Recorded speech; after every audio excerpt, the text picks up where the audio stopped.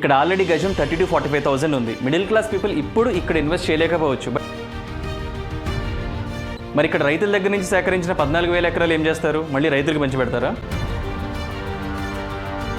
ఒక 20 to 25 lakhs బడ్జెట్లో long term ప్లాన్లో ఇన్వెస్ట్ చేద్దాం అనుకునే వాళ్ళందరికీ కూడా ఇదే బెస్ట్ ఆప్షన్. బట్ ఎక్కడ చేయాలో తెలుసుకోవాలంటే చెప్పాను కదా,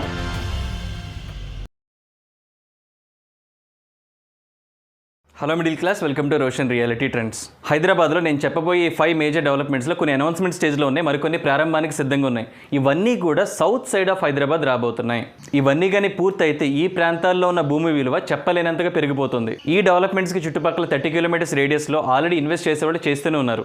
మిగిలిన వాళ్ళు కూడా ఆ విజనరీ పెట్టుకోగలిగితే ఇంకా ఆలస్యం కాలేదు, కాంటాక్ట్ అవ్వండి. నన్నెందుకు కాంటాక్ట్ అవ్వమని చెప్తున్నానంటే, ఏ ఏరియాలో ఇన్వెస్ట్ చేయాలో తెలుసుకుంటే సరిపోదు, అక్కడున్న వెంచర్స్ ఏంటి, అందులో మంచివి ఏంటి, లిటిగేషన్స్ ఏంటి, ఎందులో ఇన్వెస్ట్ చేస్తే మీ ప్రాపర్టీ వాల్యూ అప్రిషియేట్ అవుతుందో చెప్పడానికే నేనున్నాను. ఇక్కడ ఇంట్రెస్టింగ్ విషయం ఏంటంటే, నేను చెప్పబోయే డెవలప్మెంట్స్ అన్నీ కూడా ఒక పర్టికులర్ హైవే చుట్టుపక్కలే వస్తున్నాయి. ఆ హైవే ఏంటో మాత్రం నేను చెప్పను. వీడియో పూర్తిగా చూసాక ఆ హైవే ఏంటో మీరు తెలుసుకోగలిగితే కింద కామెంట్ చేయండి, లేకపోతే నేను కాంటాక్ట్ చేయండి. సో ఇంకా వీడియో స్టార్ట్ చేద్దాం. First development health tourism hub. ఇది శంషాబాద్ ఎయిర్పోర్ట్ పరిసర ప్రాంతాలు దాదాపుగా 1000 నుంచి 2000 ఎకరాల్లో రాబోతుంది.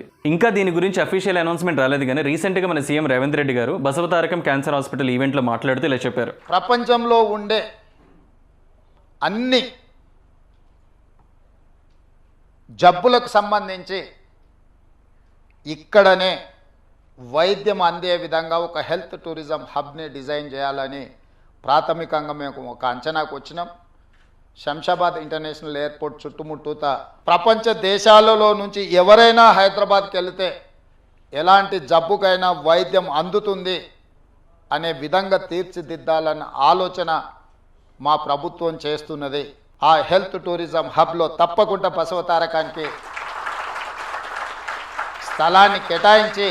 అసలు ఏంటి మెడికల్ టూరిజం అంటే, well developed countries like US, UK, జర్మనీలో ఒక మేజర్ సర్జరీలు కానీ, క్యాన్సర్ ట్రీట్మెంట్స్ కానీ, ఈవెన్ డెంటల్ ట్రీట్మెంట్స్ కూడా చాలా ఎక్స్పెన్సివ్.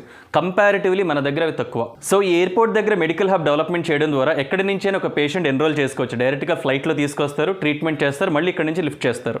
ఇదే హెల్త్ టూరిజం హబ్. ఇది శంషాబాద్ ఎయిర్పోర్ట్ సరౌండింగ్ ప్రాంతాల్లో రాబోతుంది. మరి దీనివల్ల రేట్స్ ఎందుకు పెరుగుతాయంటే, ఇక్కడ రాబోయే హాస్పిటల్స్లో డాక్టర్స్ ఎక్కడుంటారు, లో వేజెస్లో పనిచేసే మెడికల్ స్టాఫ్ ఎక్కడుంటారు, పేషెంట్ తాలూకు ఎవరైనా రిలేటివ్స్ వస్తే ఏ హోటల్స్లో ఉంటారు. చూసారా, ఒక్క డెవలప్మెంట్ తో సిటీ ఎక్స్పాండ్ అవడానికి ఎన్ని రీజన్స్ ఉంటాయో. ఇక్కడ ఆల్రెడీ గజం 30 to 45,000 ఉంది. మిడిల్ క్లాస్ పీపుల్ ఇప్పుడు ఇక్కడ ఇన్వెస్ట్ చేయలేకపోవచ్చు, బట్ ఇక్కడ నుంచి లాంగ్కి వెళ్ళి ఇన్వెస్ట్ చేయండి. ఒక 10 yearsలో ఆటోమేటిక్గా సిటీ గ్రో అవుతుంది, మీ రేట్లు కూడా పెరుగుతాయి. మీరు పెట్టుకోవాల్సిన విజనరీ ఇదే. ఇంకా second development world trade centre. శంషాబాద్కి తుక్కుగూడకి మధ్యలో రాబోతుంది. దాదాపుగా 60 acresలో రాబోతుంది. ఏషియాలోనే బిగ్గెస్ట్ వరల్డ్ ట్రేడ్ సెంటర్ ఇది. దీని గురించి ఆల్రెడీ 6 months బ్యాక్ నేను ఒక వీడియో చేశాను. అప్పటికి ఇప్పటికీ చాలా ప్రోగ్రెస్ కూడా అయింది. వరల్డ్ ట్రేడ్ సెంటర్ అంటే ట్రేడ్ అఫైర్స్ కానీ, కమర్షియల్ కాంప్లెక్సెస్ కానీ, ఇలా అన్ని రకాలుగా ఒక బిజినెస్ సెంటర్గా, బిజినెస్ హబ్గా మారబోతుంది ఈ ప్లేస్. ఇంకా బిజినెస్ హబ్ అంటే రేట్లు ఎట్లా పెరుగుతాయో ప్రత్యేకంగా చెప్పనక్కర్లా. ఇక్కడ ఆల్రెడీ గజం విలువ 35 to 45,000 ఉంది. హైవే పక్కన కమర్షియల్ ప్లేస్లు చూసుకుంటే 1 lakh ఎబో ఉంది పర్ యార్డ్. మళ్ళీ చెప్తున్నా, ఇక్కడ కొనాలి అని మాత్రం అనుకోదు, ఇక్కడ నుంచి లాంగ్కి వెళ్ళండి. దీని ఇంపాక్ట్ అనేది ఖచ్చితంగా ఫ్యూచర్లో మీరు కొనబోయే లాంగ్ ప్లేస్ల మీద పడుతుంది. అప్పుడు అక్కడ వాల్యూస్ కూడా పెరుగుతూ ఉంటాయి. ఇంకా థర్డ్ డెవలప్మెంట్ ఫాక్స్కాన్. ఫాక్స్కాన్ అనేది యాపిల్ యొక్క మ్యానుఫ్యాక్చరింగ్ అండ్ అసెంబ్లింగ్ యూనిట్. ఇది కొంగర్ కలాన్ దగ్గర రాబోతుంది. కొంగర్ కలాన్ కూడా ఎయిర్పోర్ట్ దగ్గరలో ఉన్న ప్రాంతమే. దీని గురించి ఆల్రెడీ నేను ఒక వీడియో చేశాను. అప్పటికి ఇప్పటికి చాలా ర్యాపిడ్గా కన్స్ట్రక్షన్ వర్క్ జరుగుతుంది. ఇది మేబీ ఒక 2-3 monthsలో ఫస్ట్ ఫేజ్ స్టార్ట్ అవ్వచ్చు. దీని దగ్గరలోనే రంగారెడ్డి జిల్లా కలెక్టరేట్ ఆఫీస్ ఉంది, అండ్ సెమీ కండక్టర్ కంపెనీ కూడా ఒకటి అండర్ కన్స్ట్రక్షన్లో ఉంది. ఈ కొంగర్ కలాన్ ప్రాంతంలో ఒక గజం విలువ 30 to 35,000 పర్ యార్డ్ ఉంది. ఆల్రెడీ కొంత పెరిగిపోయింది.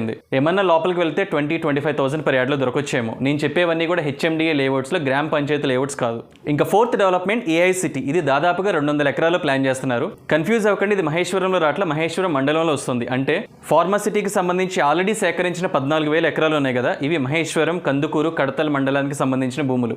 ఇందులో 200 ఎకరాల్లో జపాన్కి సంబంధించిన ఒక కంపెనీ ఏఐ సిటీని డెవలప్ చేయడానికి గవర్నమెంట్ని అప్రోచ్ అయింది. ఇంకా ఈ ప్రాంతంలో ఏఐ సిటీ కానీ పూర్తయితే ల్యాండ్ రేట్స్ ఎట్లా పెరిగితే ప్రత్యేకంగా చెప్పనక్కర్లా. ఇక్కడ ప్రెసెంట్ ల్యాండ్ వాల్యూ 15,000 నుంచి 20,000 పర్ యార్డ్ ఉంది. ఈ ఫార్మాసిటీకి సంబంధించిన భూములన్నీ కూడా మన ఔటర్ రింగ్ రోడ్ ఎగ్జిట్ 14 నుంచి 25 to 30 kilometers డిస్టెన్స్లో ఉంటాయి. సో ఈ ప్లేసెస్ అన్నీ కూడా లాంగ్ టర్మ్ ఇన్వెస్ట్మెంట్కి బెస్ట్ ఆప్షన్స్. ఇంకా నెక్స్ట్ ఫిఫ్త్ డెవలప్మెంట్. ఇది కూడా ఈ ఫార్మాసిటీ ల్యాండ్స్లోనే రాబోతున్నాయి. ఆల్రెడీ ఫార్మాసిటీ కోసం అనౌన్స్ చేసిన 19,000 acresలో 14,000 acres వరకు ల్యాండ్ పూలింగ్ చేశారు.